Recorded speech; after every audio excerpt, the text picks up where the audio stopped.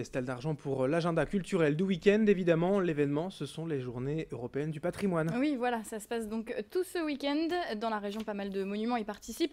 Alors, pour rappeler le principe, eh bien, ce sont des monuments qui sont habituellement pas ouverts au public, qu'ils seront donc tout ce week-end et entièrement gratuitement. Alors, attention, il est conseillé de réserver. Il y a déjà beaucoup de choses qui sont déjà complètes, malheureusement.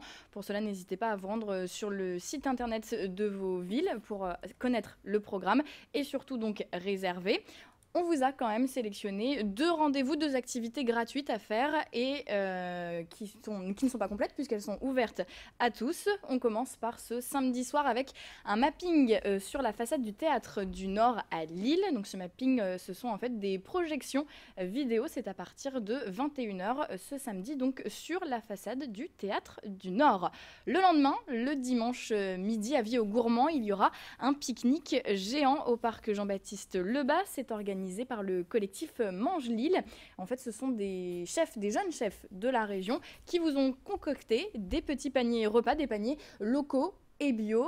Pour la somme de 9 €, vous repartez avec votre petit panier et tout le monde se donne rendez-vous pour manger ces produits sur le parc Jean-Baptiste Lebas. C'est un peu le patrimoine gastronomique qui est mis en avant ainsi. Merci Estelle pour ce programme.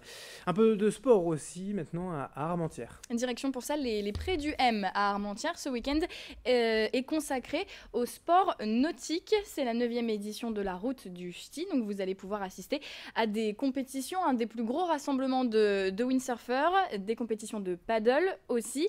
Bref, tout ce qui est lié au sport nautique. Et bien sûr, vous pourrez vous aussi vous essayer à ces sports et tester pourquoi pas le paddle et d'autres nombreux sports. Dans un autre genre, les amateurs de mode ont rendez-vous à la gare Saint-Sauveur ce week-end. C'est l'événement, ce sont les 48 heures de maison de mode. Ça commence donc demain avec ça commence même ce soir avec des défilés, des expositions, aussi également des ateliers do it yourself pour voilà un petit peu customiser ses vêtements, un petit peu des ateliers de relooking également, pas mal de choses comme ça.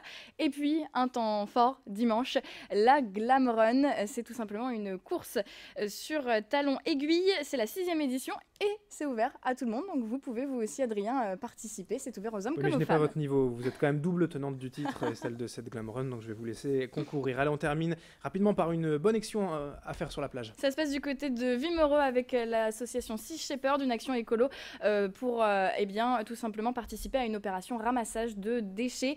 N'oubliez pas vos gants et vos bottes pour participer à cette action. Ça se passe de 10h30 à 17h. À ce propos, j'en profite pour saluer les amis de l'association wimereusienne Nature Libre qui organise ainsi des ramassages sur les plages de la Côte d'Opale tous les dimanches après-midi. Merci Estelle pour ce programme. Bon week-end. Bon week-end. Bon week-end à toutes et à tous avec Métropolis et Grand Lille TV.